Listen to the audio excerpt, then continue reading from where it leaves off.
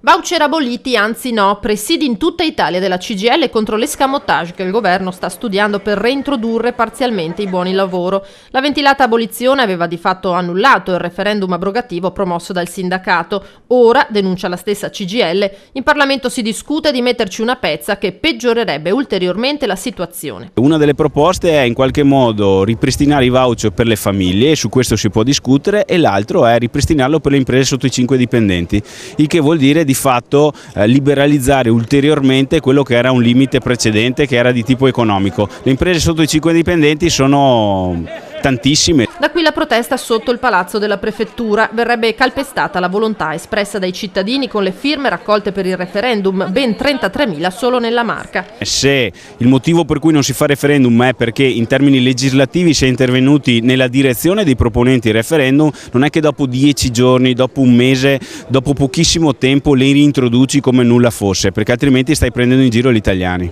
Che siano le famiglie a utilizzare per i servizi di cui necessitano strumenti simili ai voucher può anche andar bene, che siano le imprese no. Dobbiamo ricordare che il voucher è il pagamento di lavoro occasionale, non può pagare lavoro vero, lavoro dipendente a tutti gli effetti. C'è già la flessibilità che basta.